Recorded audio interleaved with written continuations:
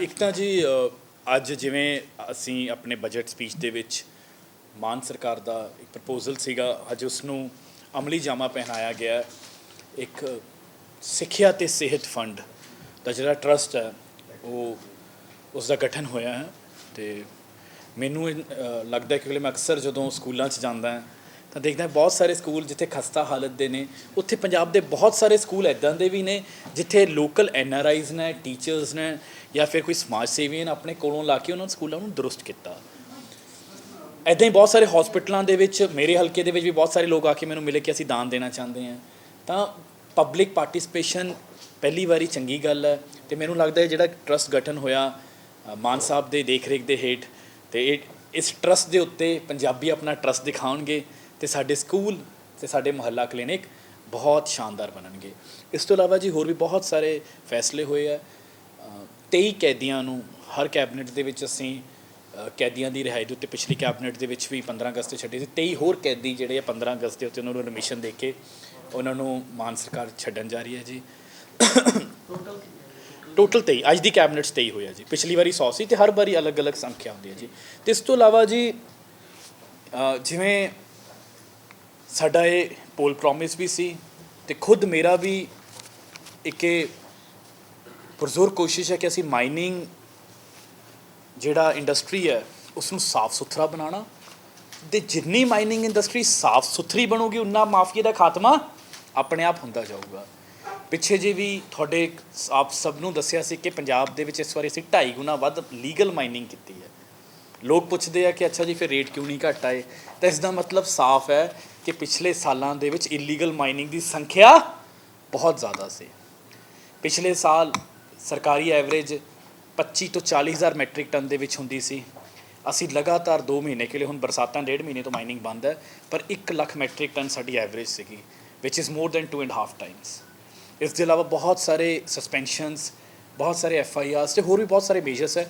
ਪਰ ਅੱਜ ਇੱਕ ਨਵੀਂ ਪੋਲਿਸੀ ਅਤੇ ਇੱਕ ਅਮੈਂਡਮੈਂਟ ਪੰਜਾਬ ਦੇ ਵਿੱਚ ਪਹਿਲੀ ਵਾਰੀ ਹੋਣ ਜਾ ਰਿਹਾ 20 ਸਾਲਾਂ ਤੋਂ ਬਾਅਦ ਕਿ ਇੱਕ DSR ਹੋ ਰਿਹਾ, ਡਿਸਟ੍ਰਿਕਟ ਸਰਵੇ ਰਿਪੋਰਟ।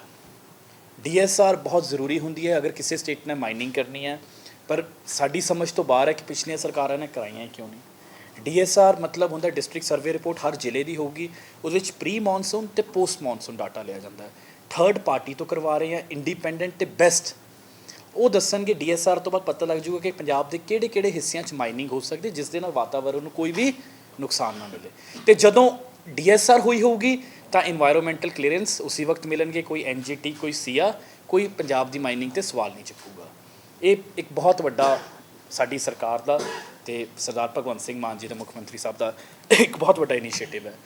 ਦੂਜੀ ਗੱਲ ਜੀ, ਰੇਤਾ ਅਤੇ ਬਜਰੀ 70% ਸਪਲਾਈ ਆਮ ਲੋਕਾਂ ਨੂੰ ਜਿਹੜੀ ਰੇਤੇ ਅਤੇ ਬਜਰੀ ਦੀ ਹੁੰਦੀ ਹੈ ਉਹ ਕ੍ਰਸ਼ਰਾਂ ਤੋਂ ਹੁੰਦੀ ਹੈ, ਅਤੇ ਕ੍ਰਸ਼ਰਾਂ ਦੇ ਉੱਤੇ ਅੱਜ ਤੱਕ ਹੈਰਾਨੀ ਨਾਲ ਕੋਈ ਪਾਲਿਸੀ ਬਣੀ ਨਹੀਂ ਸੀ ਜੀ।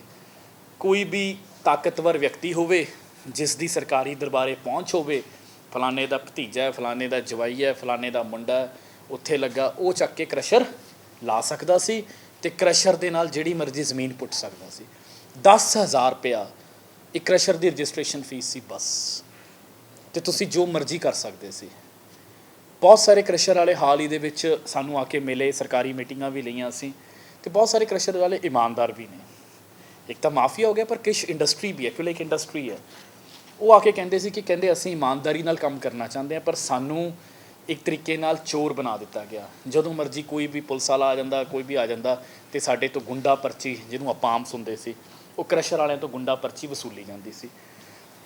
ਤਾਂ ਇੱਕ ਪਹਿਲੀ ਵਾਰੀ ਹੋ ਰਿਹਾ ਕਿ ਅਸੀਂ ਇਸ ਵਾਰੀ ਕ੍ਰਸ਼ਰ ਪਾਲਿਸੀ ਲੈ ਕੇ ਆਏ ਹਾਂ, ਜੋ ਅੱਜ ਪੰਜਾਬ ਦੀ ਕੈਬਨਿਟ ਨੇ ਅਪਰੂਵ ਕਰ ਦਿੱਤੀ ਹੈ। ਕ੍ਰਸ਼ਰ ਪਾਲਿਸੀ ਦੇ ਜੋ ਮੁੱਖ ਬਿੰਦੂ ਹੋਣਗੇ ਉਹ ਇਹ ਹੈ ਜੀ, ਇੱਕ ਤਾਂ ਕ੍ਰਸ਼ਰ ਵਾਲੇ ਖੁਦ ਆਪਣੀ ਜ਼ਮੀਨ 5 ਹੈਕਟੇਅਰ ਦੇ ਹਿਸਾਬ ਦੇ ਨਾਲ ਲੈ ਸਕਦੇ ਆ, ਲੀਜ਼ 'ਤੇ ਲੈ ਸਕਦੇ ਆ ਜੀ, ਜਾਂ 5 ਹੈਕਟੇਅਰ ਜਾਂ 5 ਹੈਕਟੇਅਰ ਦੇ ਮਲਟੀਪਲ। ਇਹ ਪਹਿਲੀ ਵਾਰੀ ਹੋ ਰਿਹਾ। ਇਸ ਦਾ ਮਤਲਬ ਇਹ ਹੋਊਗਾ, ਅਤੇ ਜ਼ਰੂਰੀ ਨਹੀਂ ਅਗਰ ਕੋਈ ਕ੍ਰਸ਼ਰ ਵਾਲਾ ਲੈਣ ਵਾਲਾ ਚਾਹਵੇ ਤਾਂ ਉਹ ਲੈ ਸਕਦਾ। ਇਸ ਦਾ ਮਤਲਬ ਇਹ ਹੈ ਕਿ ਉਹਨੂੰ ਠੇਕੇਦਾਰ ਦੇ ਉੱਤੇ ਨਿਰਭਰ ਨਹੀਂ ਰਹਿਣਾ ਪਊਗਾ। ਦੂਜੀ ਗੱਲ ਜੀ, ਜਿਹੜਾ ਉਹਦੇ ਵਿੱਚ ਮੇਨ ਕੀਤਾ ਗਿਆ, ਇੱਕ ਕਿਉਂਕਿ ਕ੍ਰਸ਼ਰ ਸਾਡੇ ਵਾਤਾਵਰਨ ਦੇ ਉੱਤੇ ਬਹੁਤ ਜ਼ਿਆਦਾ ਪ੍ਰਭਾਵ ਪਾਉਂਦੇ ਆ। ਬਹੁਤ ਸਾਰੇ ਇਲਾਕਿਆਂ ਦੇ ਵਿੱਚ ਪਾਣੀ ਡੂੰਘੇ ਹੋਏ ਆ, ਪਹਾੜਾਂ ਦੇ ਉੱਤੇ ਬਹੁਤ ਕੁਛ ਹੋਇਆ। ਤਾਂ ਪਿਛਲੇ ਸਮੇਂ ਦੇ ਵਿੱਚ ਇਲੀਗਲ ਮਾਈਨਿੰਗ ਕਰਕੇ ਵਾਤਾਵਰਣ ਦੇ ਉੱਤੇ ਬਹੁਤ ਕੁਛ ਹੋਇਆ। ਤਾਂ ਅਸੀਂ ਇੱਕ ਨਵਾਂ ਇੱਕ ਫੰਡ ਪ੍ਰਪੋਜ਼ ਕੀਤਾ, ਹਰ ਕ੍ਰਸ਼ਰ ਵਾਲੇ ਨੂੰ 1 ਰੁਪਇਆ ਕਿਊਬਿਕ ਫਿਟ। ਹੁਣ ਤੱਕ ਕ੍ਰਸ਼ਰ ਵਾਲਾ ਸਿਰਫ 10, ਜਿਵੇਂ ਮੈਂ ਦੱਸਿਆ, ਸਿਰਫ 10,000 ਰੁਪਏ ਦਿੰਦਾ ਸੀ। ਉਸ ਤੋਂ ਇਲਾਵਾ ਸਿਰਫ ਪੈਸੇ ਬਹੁਤ ਦਿੰਦਾ ਸੀ, ਹਰ ਕਿਸੇ ਨੂੰ ਮਹੀਨਾ ਜਾਂਦਾ ਸੀਗਾ, ਗੁੰਡਾ ਪਰਚੀ ਜਾਂਦੀ ਸੀ, ਪਰ ਸਰਕਾਰ ਦੇ ਖਾਤੇ ਸਿਰਫ 10,000 ਰੁਪਏ ਇੱਕ ਵਾਰੀ, ਹੋਰ ਸਰਕਾਰ ਨੂੰ ਕੁਛ ਨਹੀਂ ਮਿਲਦਾ ਸੀ।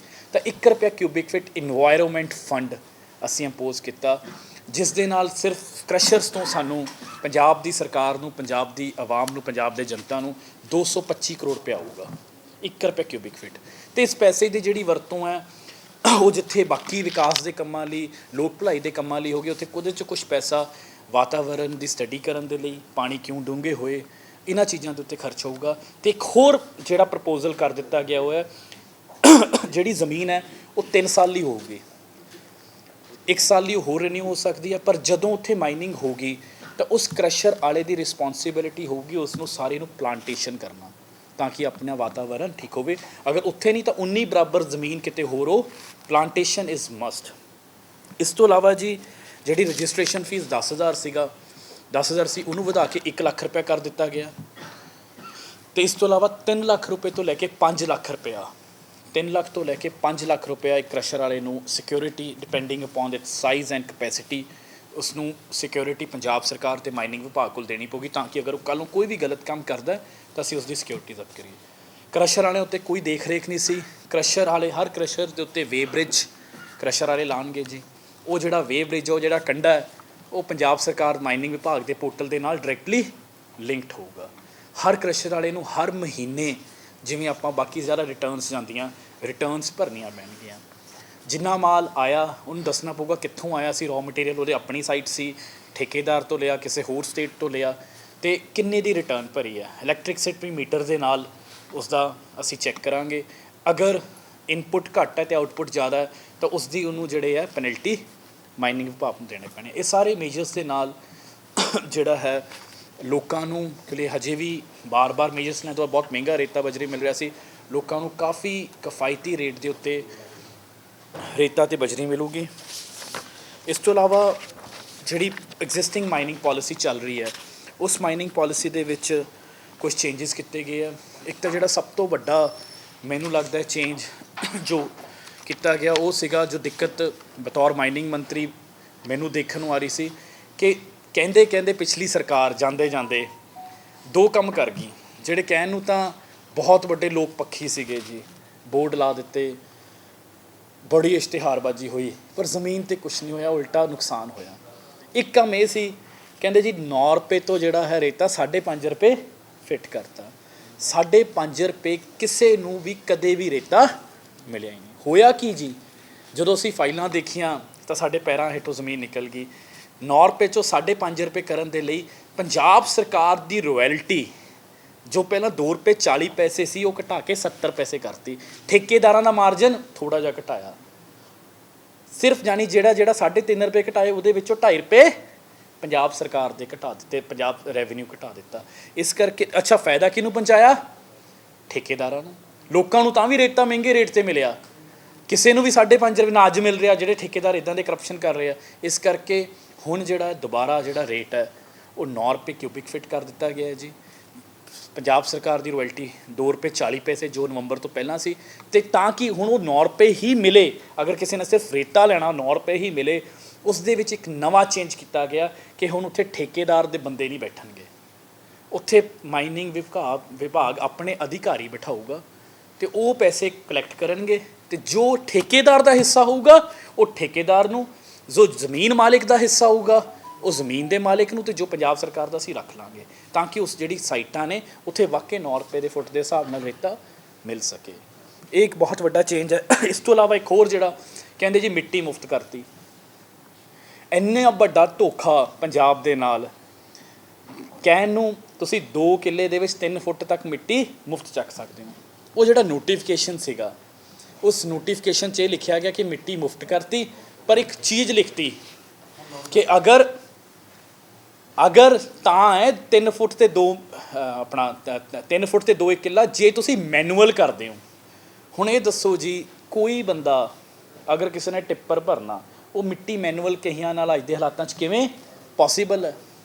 ਉਸ ਦੇ ਨਾਲ ਕੀ ਹੋਇਆ, ਅਗਰ ਕੋਈ ਗਰੀਬ ਸਾਡਾ ਜ਼ਿਮੀਂਦਾਰ ਆਮ ਘਰ ਦਾ ਅਗਰ ਉਹ ਜਾਂਦਾ ਸੀ ਮਿੱਟੀ ਚੱਕਣ ਤਾਂ ਉੱਥੇ ਮੀਡੀਆ ਦੇ ਸਾਥੀ ਵੀ ਪਹੁੰਚ ਜਾਂਦੇ ਸੀ, ਕਿਉਂਕਿ ਤੁਸੀਂ ਆਪਣੀ ਜਗ੍ਹਾ ਸਹੀ ਹੋ, ਤੁਸੀਂ ਕਿਹਾ ਜੀ ਨੋਟੀਫਿਕੇਸ਼ਨ ਤਾਂ ਮੈਨੂਅਲ ਲਿਖਿਆ, ਤੇ ਅਗਰ ਉਹ JCB ਨਾਲ ਆਪਣੇ ਘਰ ਦੇ ਲਈ ਭਰਦਾ ਸੀ ਆਪਣੀ ਟਰਾਲੀ ਤੇ ਉਹ ਮੀਡੀਆ ਖਬਰ ਚਲਾਉਂਦਾ ਸੀ, ਪੁਲਿਸ ਪਰਚਾ ਦੇ ਦਿੰਦੀ ਸੀ।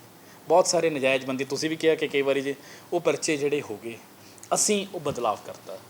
ਅਗਰ ਕਿਸੇ ਨੇ ਵੀ ਆਪਣੇ ਘਰ ਦੀ ਭਰਤ ਲਈ ਮਿੱਟੀ ਚਾਹੀਦੀ ਹੈ ਤਾਂ ਉਹ JCB ਜਾਂ ਮਸ਼ੀਨਸ ਕੈਨ ਬੀ ਯੂਜ਼ਡ, ਉਹਦੇ 'ਤੇ ਕੋਈ ਪੈਸਾ 1 ਰੁਪਏ ਦੀ ਫੀਸ ਨਹੀਂ ਲੱਗੂਗੀ। ਸਿਰਫ ਇੱਕ ਚੀਜ਼ ਹੈ, ਕਿਉਂਕਿ ਇਹ ਨਾ ਹੋਵੇ ਕਿ ਮਿੱਟੀ ਦੀ ਆੜ 'ਚ ਇਲੀਗਲ ਮਾਈਨਿੰਗ ਸ਼ੁਰੂ ਹੋ ਜਾਵੇ, ਉਹਨੂੰ ਪਰਮਿਸ਼ਨ ਲੈਣੀ ਪੈਣੀ ਹੈ। ਪਰਮਿਸ਼ਨ ਅਸੀਂ ਆਉਣ ਵਾਲੇ ਦਿਨਾਂ 'ਚ ਬਹੁਤ ਸੌਖਾ ਕਰ ਦਾਂਗੇ, ਕਿਉਂਕਿ ਅਸੀਂ ਇੱਕ ਪ੍ਰਪੋਜ਼ਲ ਲਿਖਿਆ ਸੀ ਤਾਂ ਮਾਨ ਸਾਹਿਬ ਕਹਿੰਦੇ ਨੂੰ ਹੋਰ ਸੌਖਾ ਕਰੋ ਤਾਂ ਕਿ ਲੋਕ ਬਿਲਕੁਲ ਸੌਖਾ ਕਰ ਦਿਓ। ਸਾਡੇ ਮੁੱਖ ਮੰਤਰੀ ਸਾਹਿਬ ਦਾ ਨਿਰਦੇਸ਼ ਹੈ ਤਾਂ ਉੱਤੇ ਮਾਈਨਿੰਗ ਵਿਭਾਗ ਆਪਣਾ ਕੰਮ ਕਰਕੇ 2-3 ਦਿਨ 'ਚ ਹੀ, ਅਗਰ ਕਿਸੇ ਨੇ ਵੀ ਆਪਣੇ ਘਰ ਦੇ ਲਈ ਆਪਣੇ ਮਕਾਨ ਦੇ ਲਈ ਭਰਤ ਪਾਣੀ ਹੈ, ਮਿੱਟੀ ਲੈਣੀ ਹੈ ਤਾਂ ਉਹਨੂੰ JCB ਨਾਲ ਉਹਨੂੰ ਕੋਈ ਰੋਕ ਨਹੀਂ, ਬਸ ਉਹਨੂੰ ਇੱਕ ਸਿੰਪਲ ਜੀ ਪਰਮਿਸ਼ਨ ਬਿਨਾਂ ਕਿਸੇ ਫੀਸ ਤੋਂ ਸਾਡੇ ਤੋਂ ਲੈਣੀ ਹੋਊਗੀ, ਉਹ ਦੱਸ ਦਾਂਗੇ ਜੀ। ਤੇ ਇਹ ਕੁਝ ਜਿਹੜੇ ਲੋਕ ਪੱਖੀ ਚੇਂਜਸ ਕੀਤੇ ਗਏ ਆ। ਉਹ ਨਹੀਂ ਜੀ 3 ਫੁੱਟ ਤੇ 2 ਮੈਨੂਅਲ ਤੋਂ ਕਰਤਾ, ਕਿਉਂਕਿ ਪਹਿਲਾਂ ਸ਼ਰਾਰਤ ਸੀ ਮੈਨੂਅਲ।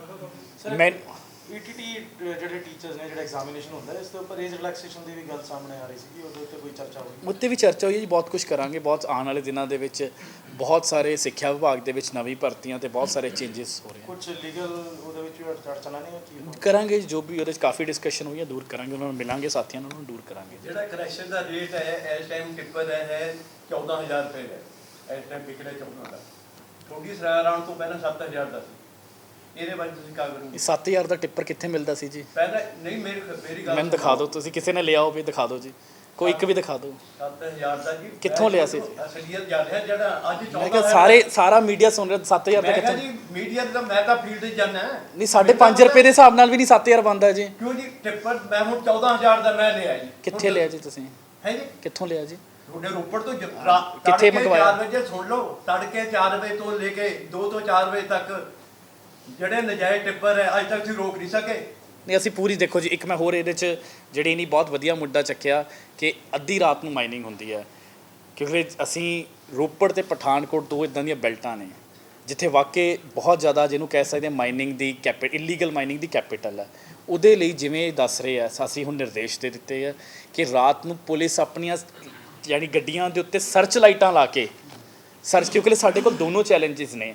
ਬਤੌਰ ਮਾਈਨਿੰਗ ਮੰਤਰੀ ਮੇਰੇ ਕੋਲ ਦੋਨੋਂ ਚੈਲੰਜਸ ਨੇ। ਇੱਕ ਚੈਲੰਜ ਇਹ ਹੈ ਕਿ ਮੈਨੂੰ ਇਲੀਗਲ ਮਾਈਨਿੰਗ ਬੰਦ ਕਰਨੀ ਹੈ, ਕਿਉਂਕਿ ਅਸੀਂ ਇਲੀਗਲ ਮਾਈਨਿੰਗ ਬਰਦਾਸ਼ਤ ਨਹੀਂ ਕਰ ਸਕਦੇ। ਦੂਜਾ ਚੈਲੰਜ ਇਹ ਹੈ ਕਿ ਹਾਂ ਲੋਕਾਂ ਨੂੰ ਰੇਤਾ ਬਜਰੀ ਵੀ ਦੇਣਾ। ਟਰਾਂਸਪੋਰਟ ਦਾ ਇੱਕ ਬਹੁਤ ਸਾਰਾ ਵੱਡਾ, ਕਿਉਂਕਿ ਉਹ ਟਿੱਪਰ ਵਾਲੇ ਆ ਕੇ ਉਹ ਆਪਣਾ ਧਰਨਾ ਲਾ ਕੇ ਬਹਿ ਜਾਂਦੇ ਕਿ ਸਾਡਾ ਕੰਮ ਵੀ ਉਹ ਵੀ ਸਹੀ ਹੈ, ਕਿਉਂਕਿ ਇੱਕ ਟਿੱਪਰ ਬਹੁਤ ਮਹਿੰਗਾ ਆ ਗਿਆ ਅੱਜ ਕੱਲ੍ਹ, ਉਹਦੀ 1.5 ਲੱਖ ਰੁਪਇਆ ਕਿਸ਼ਤ ਹੈ। ਉਹ ਆਪਣੀ ਜਗ੍ਹਾ ਉਹ ਵੀ ਇੱਕ ਰੋਜ਼ਗਾਰ ਦਾ ਸਾਧਨ ਹੈ, ਉਹਨਾਂ ਦਾ ਧਿਆਨ ਵੀ ਰੱਖਣਾ। ਇਲੀਗਲ ਮਾਈਨਿੰਗ ਬਿਲਕੁਲ ਨਹੀਂ ਚੱਲਣ ਦੇਣੀ। ਤੀਜੀ ਗੱਲ ਜਿਹੜੀ ਹੈ ਜੀ, ਆ ਜਿਹੜਾ ਤੁਹਾਨੂੰ ਲੋਕਾਂ ਨੂੰ ਰੇਤਾ ਬਜਰੀ ਸਸਤਾ ਮਿਲਣਾ, ਇਹਦੇ ਲਈ ਜਿੱਥੇ ਵੀ ਜਦੋਂ ਵੀ ਕੋਈ ਵੀ ਖਬਰ ਆਉਂਦੀ ਅਸੀਂ ਓਪਨ ਹੈ। ਦੇਖੋ ਕਿਸੇ ਨਾਲ ਕੋਈ ਭਾਈ ਭਤੀਜਾਵਾਦ ਨਹੀਂ, ਕੋਈ ਕਿਸੇ ਦਾ MLA ਦਾ ਬੰਦਾ ਨਹੀਂ। ਜਦੋਂ ਵੀ ਕਦੀ ਤੇ ਤੁਹਾਨੂੰ ਹੁਣ ਵੀ ਸਾਡੇ ਤੁਸੀਂ ਸਾਥ ਦਿਓ, ਜਿੱਥੇ ਕਿਤੇ ਵੀ ਇਲੀਗਲ ਮਾਈਨਿੰਗ ਦੀ ਖਬਰ ਮੀਡੀਆ ਨੂੰ ਪਤਾ ਲੱਗਦੀ ਹੈ ਅਸੀਂ ਉਹਦੇ 'ਤੇ ਫੌਰਨ ਐਕਸ਼ਨ ਲਵਾਂਗੇ। ਤੇ ਲਿਆ ਤੁਸੀਂ ਰੇਟ ਦਾ ਤਾਂ ਵੀ ਰੇਟ ਤਾਂ ਜਿਹੜੇ ਤੁਸੀਂ ਦੁਬਾਰੇ ਉੱਥੇ ਤੱਕ ਲੈ ਕੇ ਆਓ, ਜਿਵੇਂ ਸਰਕਾਰ ਵਾਲਾ ਘਟਾਤਾ ਸੀਗਾ ਉਹਨਾਂ ਨੇ। ਹਾਂਜੀ, ਤੁਸੀਂ ਕੀ ਕਹਿ ਰਹੇ ਵੀ ਲੋਕਾਂ ਨੂੰ ਰੇਟ ਮਿਲੂਗਾ? ਮੈਂ ਤੁਹਾਨੂੰ ਇਹ ਦੱਸ ਰਿਹਾ ਜੀ, ਦੇਖੋ ਜੇ ਤਾਂ ਤੁਸੀਂ ਰੇਤਾ ਲੈਣਾ, ਮੈਂ ਦੱਸ ਪਿੱਠ ਹੈਡ ਤੋਂ ਲੈਣਾ ਤਾਂ 9 ਰੁਪਏ ਫਿੱਟ 'ਤੇ ਮਿਲੂਗਾ ਤੁਹਾਨੂੰ। ਉਸ ਤੋਂ ਉਹਦੀ ਟਰਾਂਸਪੋਰਟੇਸ਼ਨ ਕਾਸਟ ਹੈ, ਉਹ ਜਿੱਥੇ ਉਹ ਜਿਵੇਂ ਨਹੀਂ ਕਿਹਾ, ਉਹ ਡਿਪੈਂਡ ਕਰਦਾ ਕਿ ਤੁਸੀਂ ਕਿਹੜੀ ਖੱਡ ਤੋਂ ਲੈਣਾ ਤੇ ਕਿੱਥੇ ਪਹੁੰਚ ਕਰਨੀ ਹੈ, ਤਾਂ ਸਿੰਪਲ ਉਹ ਟਰਾਂਸਪੋਰਟੇਸ਼ਨ ਕਾਸਟ ਐਡ ਹੋ ਜਾਊਗੀ। ਅਸੀਂ ਇਹਦੇ 'ਚ ਇਹ ਵੀ ਕੀਤਾ ਜੀ, ਅਸੀਂ ਬਜਰੀ ਦਾ ਵੀ MRP ਫਿਕਸ ਕਰਤਾ ਜੋ ਅੱਜ ਤੱਕ ਕਦੀ ਫਿਕਸ ਨਹੀਂ ਹੋਇਆ ਸੀ। ਕ੍ਰਸ਼ਰ ਵਾਲਿਆਂ ਨੂੰ ਕਹਿਤਾ ਕਿ ਤੁਸੀਂ ਕਿਸੇ ਵੀ ਹਾਲਤ ਦੇ ਵਿੱਚ 20 ਰੁਪਏ ਤੋਂ ਉੱਤੇ ਬਜਰੀ ਪ੍ਰੋਸੈਸਡ ਮਟੀਰੀਅਲ ਯੂਜ਼ ਕਰ ਰਹੇ।